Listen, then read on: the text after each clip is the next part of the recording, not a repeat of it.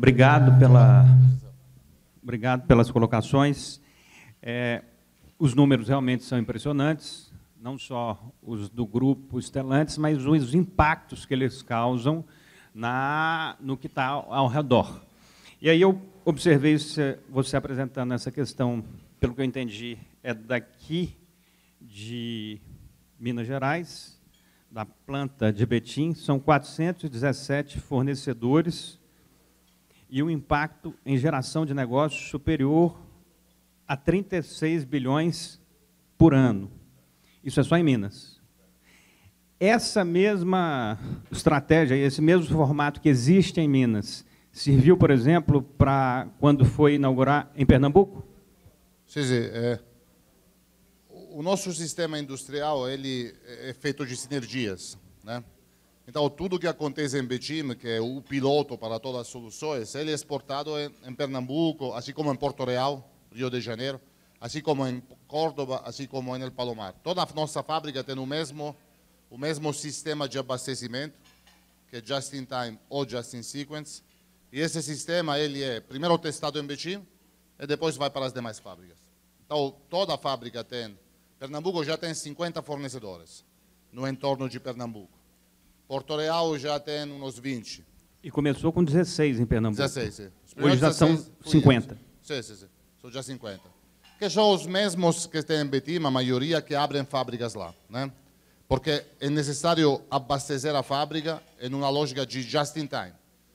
Ou seja, é necessário criar eficiências logísticas, encurtar os custos totais de produção através das eficiências logísticas, então ter os fornecedores perto, né?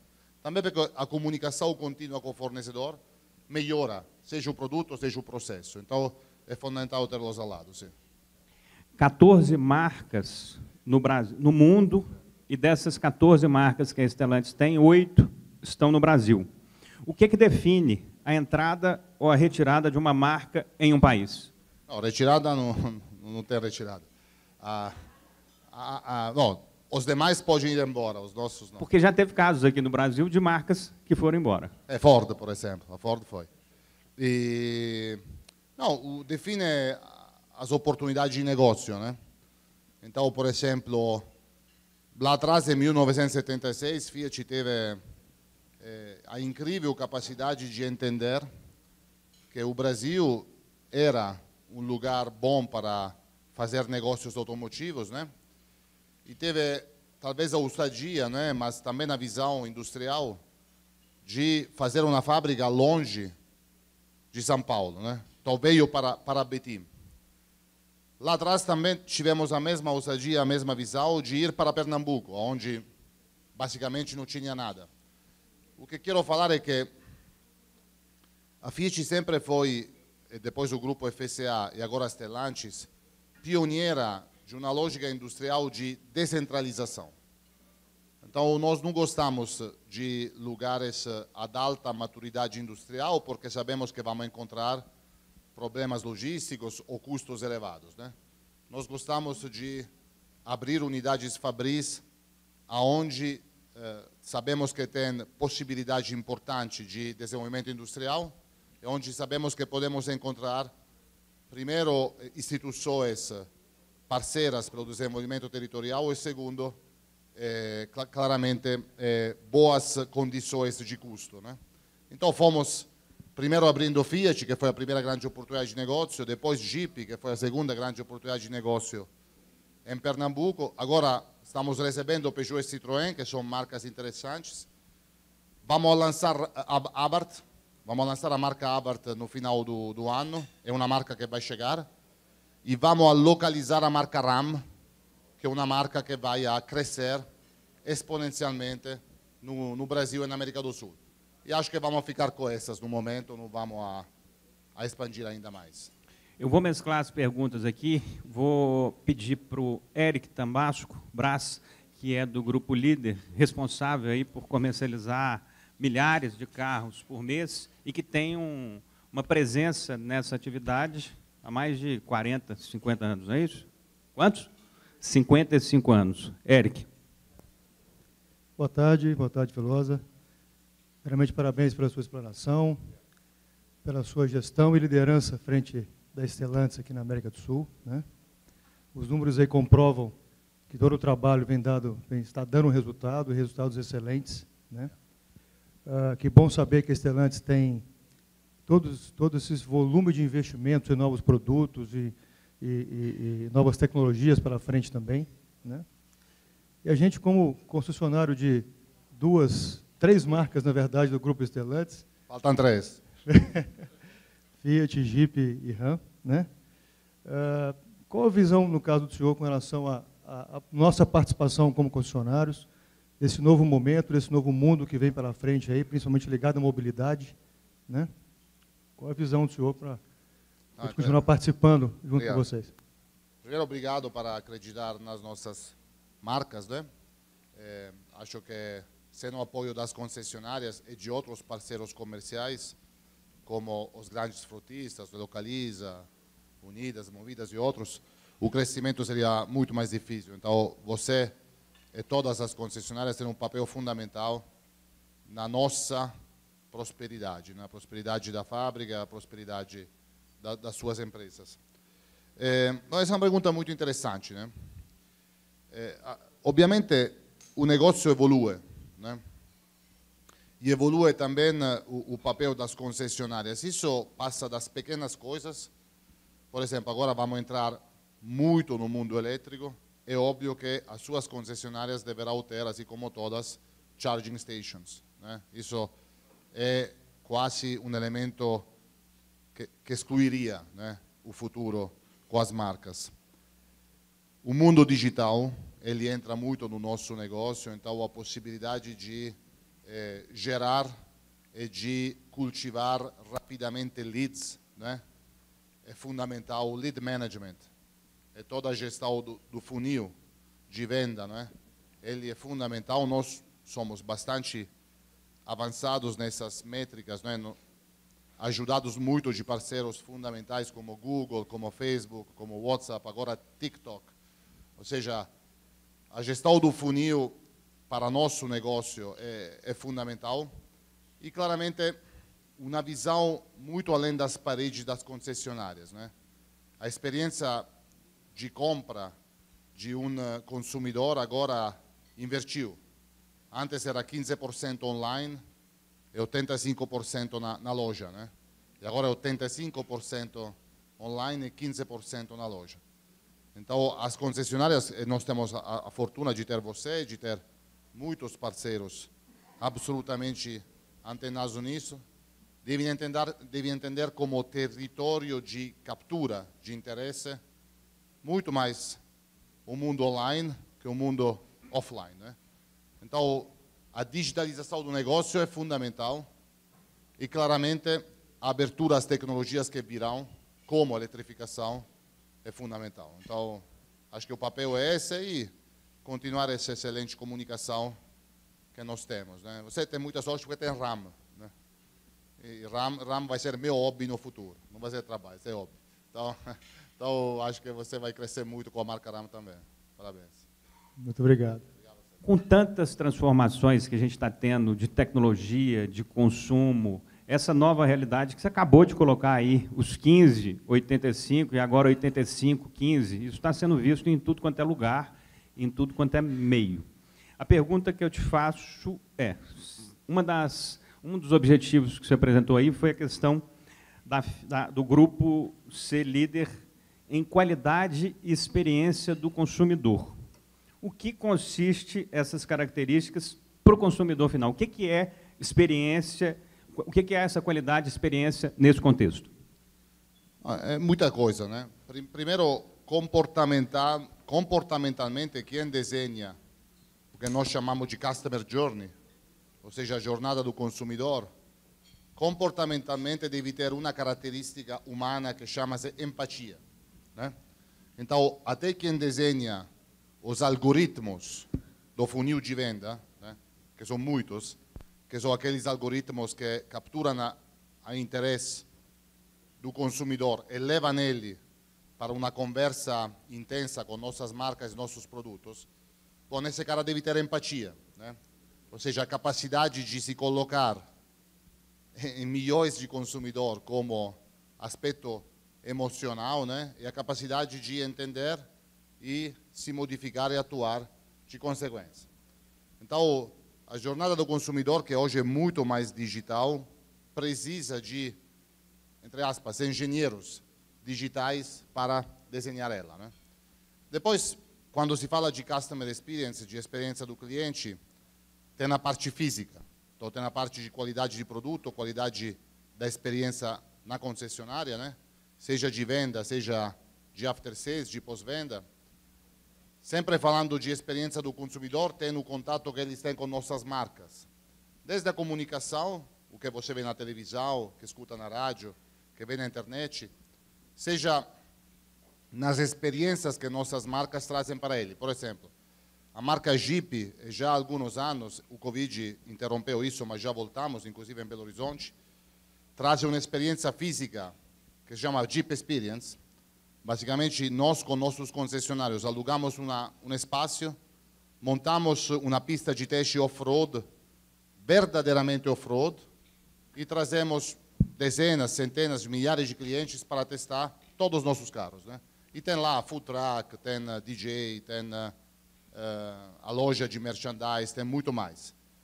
Então, a jornada do cliente hoje é muito complexa, né?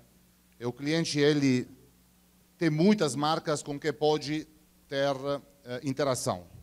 E para nós garantir o privilégio que esse cliente veja nossas marcas melhor que outras, temos que trazer eles para uma experiência diferenciada. O que tentamos fazer, somos longe de ser perfeitos, por isso que queremos ser número 1, porque sabemos que temos que melhorar muito, mas estamos trabalhando intensamente nisso também.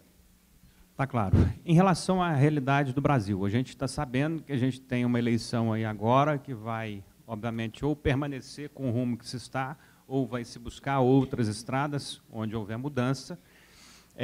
O doutor Olavo Machado, que é ex-presidente da FIENG, vem falando ao longo do tempo a questão da desindustrialização do nosso país. A Fiat apresentou, a Stellantis apresentou aí uma força de produção muito grande, e eu queria que você falasse um pouco sobre essas características. Você vem da Itália, você passou por outros países. Eu queria que, a partir desse momento que você está aqui há cerca de 20 anos, que você entende que o Brasil tem realmente de diferencial dentro das realidades que a gente tem aqui, e esse processo da desindustrialização ou não? Não, o doutor Olavo sabe muito bem do que fala, e de feito a desindustrialização, infelizmente, aconteceu já, não é? Porque a Ford já foi, por exemplo, né? Ford tinha duas grandes polos automotivos, né? Um em São Paulo, outro em Bahia, e foi. Então, aquilo claramente é um passo grave de desindustrialização. Do lado Stellantis, até poderia falar egoisticamente que fiquei um pouco mais feliz porque um competidor foi embora, mas, de feito, todas as vezes que um competidor qualificado como Ford foi embora é um problema. Pode ser uma possibilidade, uma oportunidade por mim, ou por GM, ou por Volkswagen durante 2 ou 3 anos, mas depois vira um problema, o custo chega, né? Porque tem fornecedores que vão embora, né? Seguindo o que Ford fez, e claramente tem um nível de competitividade que piora, porque menor é o parque fornecedor, mais caro é a componente que chega para a tua fábrica, né? Então não é bom que isso aconteça, embora durante 2 ou 3 anos você pode ter uma certa vantagem de poder capturar os clientes que antes eram da Ford, mas tudo isso se reequilibra, então absolutamente não é para celebrar isso. Por outro lado, tem outras empresas que continuam industrializando. Nós somos uma, né? Nós, desde 18 a 25, então ainda não terminou, estamos percorrendo um plano de investimentos que no Brasil vale 16 bilhões de reais e em Minas Gerais 8,5 bilhões de reais junto com nossos fornecedores. E isso significa industrializar, trazer mais produtos, como fazemos com a Fiat Strada, a Fiat Pulse, a Fiat Fastback, a marca Abarth, trazer mais fábricas. Trouxemos a fábrica de motores turbos, novos fornecedores, a 262, né, que vai para Divinópolis.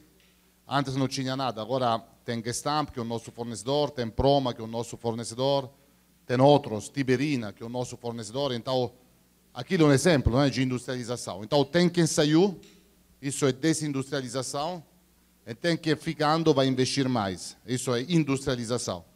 E a gente espera que o saldo seja positivo para o Brasil, né, porque indústria é boa, né? A gente fala muito no Brasil da força do agronegócio, que é perfeita, não é verdade? É bom que o Brasil seja tão forte no agronegócio, de toda a força da mineração, né?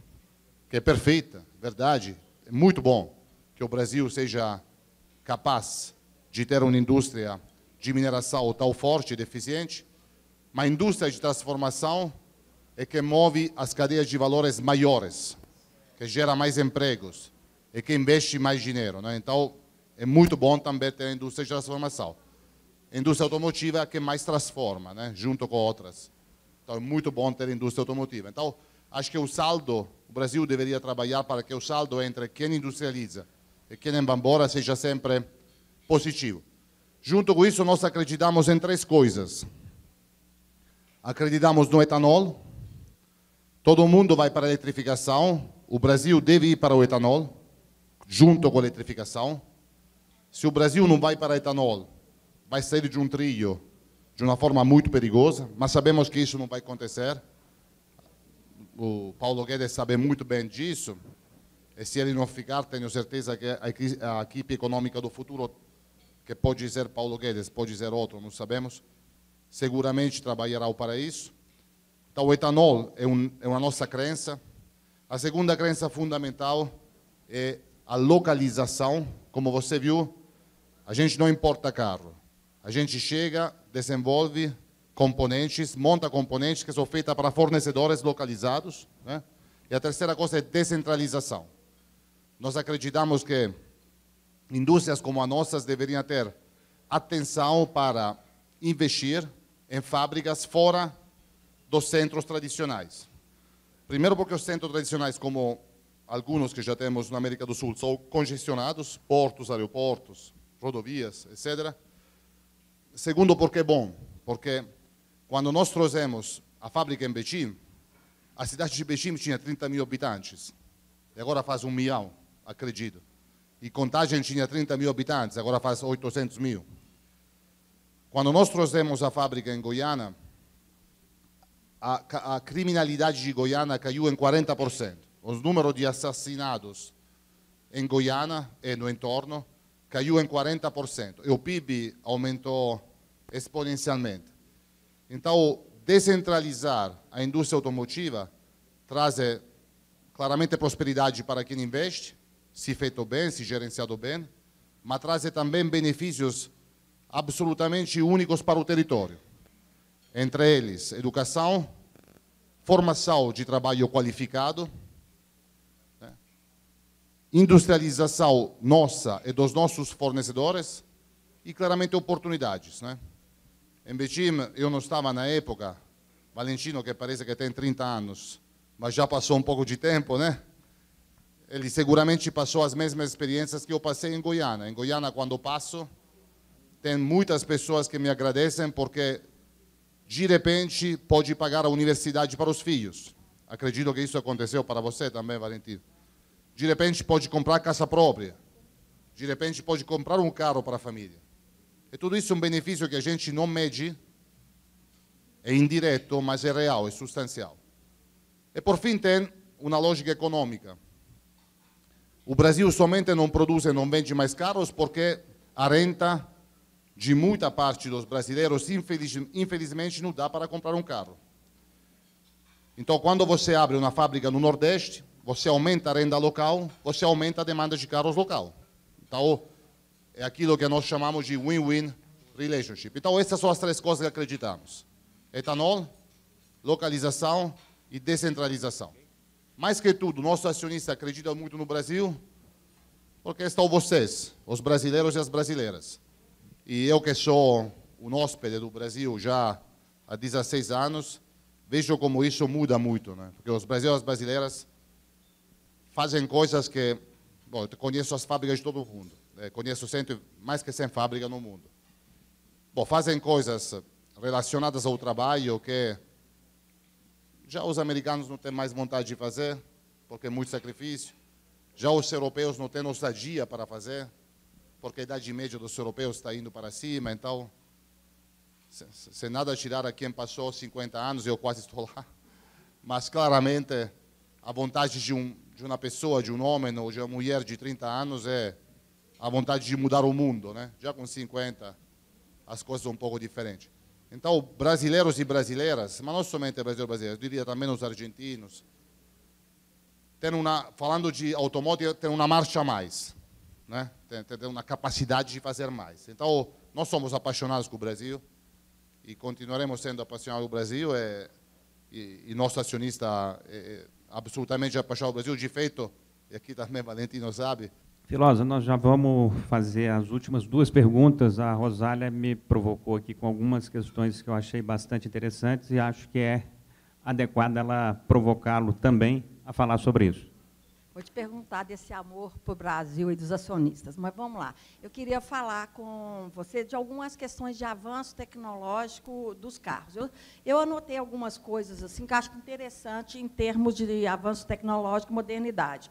Por exemplo, o carro conectado, né, que ele é aquele que você liga, né, o carro do forno de sua casa, quando você chega lá, a comida já está quentinha, o carro que faz isso.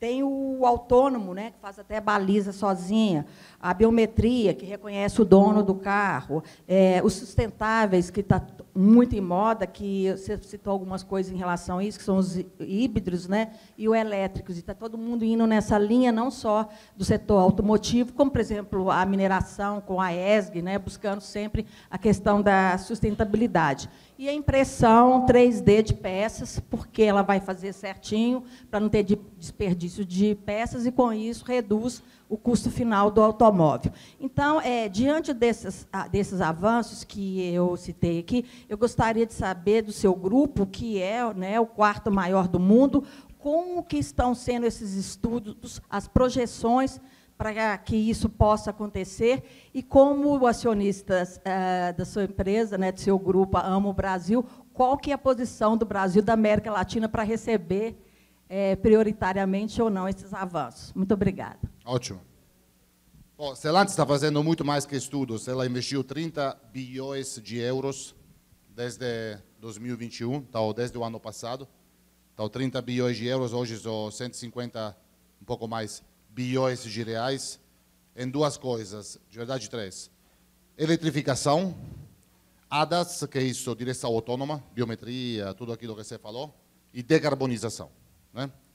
Então, a eletrificação é claramente, para muita parte do mundo, para o Brasil é diferente, mas para muita parte do mundo, o futuro da mobilidade. O Brasil é etanol junto com a eletrificação. ADAS, ou seja, a direção autônoma, que é uma componente de coisa, é competitividade, né, de produto, e claramente tecnologia a suporte da segurança veicular, né, porque uma máquina te ajuda a evitar problemas, por exemplo, um robô ou um computer. E, por fim, decarbonização, que não é somente um bom negócio para quem sabe fazer bem, mas, sobretudo, um compromisso ético com o futuro, né? Então, nós já saímos há muito tempo dos estudos, nós já estamos gastando 150 bilhões de reais nessa jornada. E para o Brasil, tudo isso chega ao Brasil de duas formas. Uma forma é, com todas as tecnologias globalmente desenvolvidas para os nossos engenheiros, mas também para os engenheiros indianos, americanos, italianos, franceses, a gente pega o que é preciso e coloca nos nossos carros, né? A nossa frota de carros conectados, nós começamos no ano passado, já no Brasil, supera 120 mil unidades. Então, 120 mil carros da Fiat, da Jeep e das demais marcas que são conectadas, né? Com diferente nível de conectividade. E somente vai aumentar. E não aumentou mais somente pela crise de semicondutores, porque carros que têm tecnologias digitais precisam de mais semicondutores que estão faltando. Então, poderia ser muito mais que isso. Quando falamos de eletrificação, também vamos pegar isso, mas vamos colocar junto com o etanol. Não existe mobilidade sustentável no Brasil que não comece com etanol. E quando se fala de decarbonização, isso é a coisa que mais nos está apaixonando como como trabalho e como os estudos. É claro que aquecimento global, global warming, é uma realidade onde estamos, né?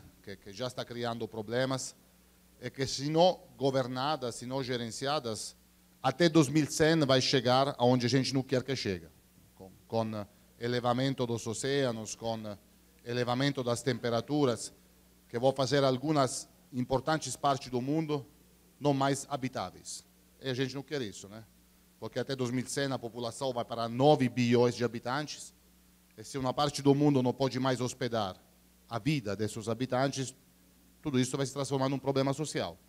Vai ter um monte de pessoas que vão criar fluxos de emigração que nunca vimos na história. Então a gente deve parar isso, né? Por isso que nós somos muito apaixonados nisso. E nós estamos trabalhando em geração de energia limpa, estamos trabalhando em carros limpos, estamos trabalhando na decarbonização do processo, estamos trabalhando em reflorestação, então estamos trabalhando em tudo isso para que a curva de emissões de CO2 ela melhora. Para te dar um exemplo, uma empresa grande como Stellantis no mundo, ela precisaria, para eliminar todas as emissões de CO2, de reflorestar uma imensa terra, né? Alguém fala de uma terra grande como Portugal. É difícil achar um Portugal livre para reflorestar, né? Então temos que absolutamente gastar dinheiro, investir e desenvolver tecnologias para ajudar o mundo a sair dessa crise climática, que é muito perto. Ainda não chegou, mas é muito perto. Estamos fazendo isso na parte dos 30 bilhões de euros. Eticamente, estamos investindo nisso. Obrigado. Caro Filosa, eu gostaria, obviamente, de te agradecer, mas antes disso, agradecer novamente as empresas que estão aqui conosco no Conexão, a Anglo América, a Araújo, o Banco BMG, a Líder Aviação, a Rede Mater Dei, ao Banco Mercantil do Brasil, a Urbana Mídia e ao apoio do Café Campos Altos.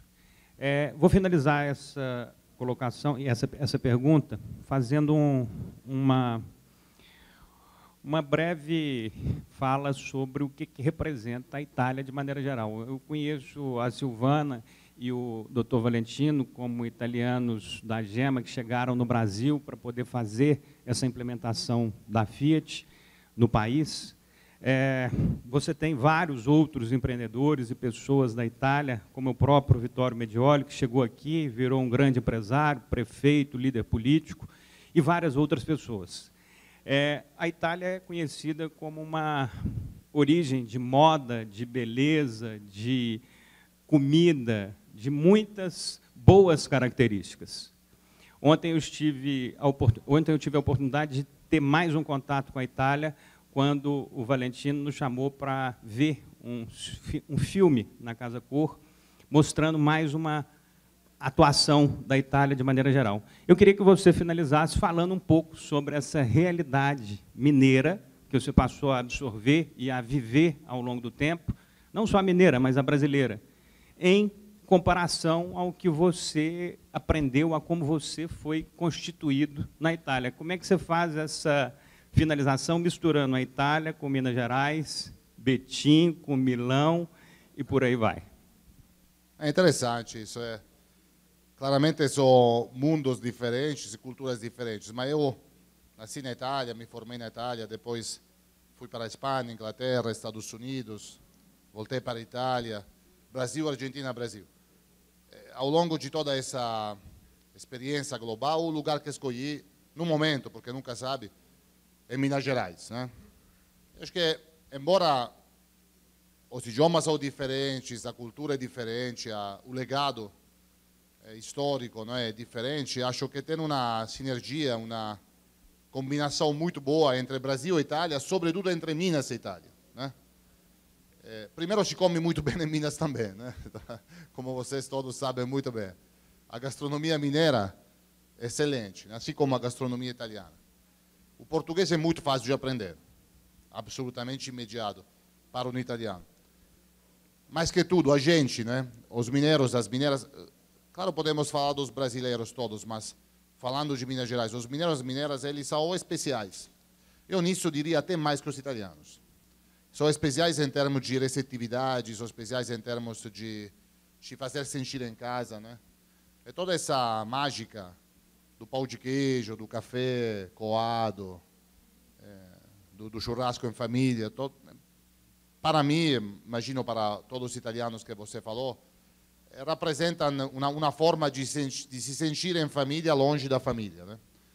E, por fim, todo mundo que você mencionou, eu, sobretudo, criamos famílias mineiras, né? Eu, embora Silvana é italiana, mas ela também ficou mineira. Então, eu casei uma senhora, minha esposa é mineira, os meus 2 filhos nasceram em Minas, então são mineiros. O primeiro quase nascia na Argentina, mas a gente resolveu isso. Correu para o Mater Dei, que é um excelente hospital, e deu luz aos 2 filhos. Por fim, acho que Minas Gerais é uma terra especial, verdadeiramente. Acho que vocês, mineiros e mineiras, todos brasileiros, mas aqui mesmo tem algo especial, né? Eu não sei qual é. Acho que Valentino pode explicar melhor, Vittorio pode explicar melhor. Acho um pouco uma mágica em cada família, em cada hogar, que você encontra quase sempre. No interior de Minas me fascina, né? Tiradentes, Ouro Preto, mas até as cidadezinhas quase desconhecidas. Exatamente por isso, porque são acolhedoras, né? Até mais, quase seguramente posso falar que até mais que o que você encontra na Itália. Sobre isso são benchmark, são excelência. Queria te agradecer muito, acho que foram minutos, horas aí que a gente teve a oportunidade de entender um pouco melhor sobre qual é a realidade e as expectativas do Grupo Stellantis no Brasil. Você, certamente, hoje tem uma facilidade de comunicação e de convívio com essas pessoas por tudo que já viveu. Hoje representa um dos executivos mais importantes que a gente tem no nosso país e, por isso, o Conexão Empresarial te dá parabéns e, obviamente, agradece pela presença aqui conosco, por estar compartilhando essas informações e esse conhecimento do futuro da mobilidade. Queria te agradecer muito. Muito obrigado. Eu queria agradecer PCO, você, GCO, para esse convite. Para mim é sempre bom. Tenho uma agenda sempre muito difícil, mas é muito legal estar com vocês. Tem um numerinho lá que passou desapercebido, que são os 27 mil funcionários da Stellantis. E todos os resultados que estão aqui, que vocês, de uma forma muito gentil, atribuem a mim, a minha gestão, é o resultado deles. Então, somente sou um espelho do meu time e são eles que merecem os resultados que estão conseguindo. Obrigado. Parabéns, Silosa, obrigado. E até o próximo Conexão Empresarial. Obrigado. Parabéns. Obrigadíssimo. E agradeço aqui ao Baraldi, a cada pessoa da Fiat que está aqui conosco, do Stellantis. Obrigado pela presença e vamos ao próximo Conexão Empresarial, que vai ser agora em outubro de 2022. Obrigado e até o próximo evento.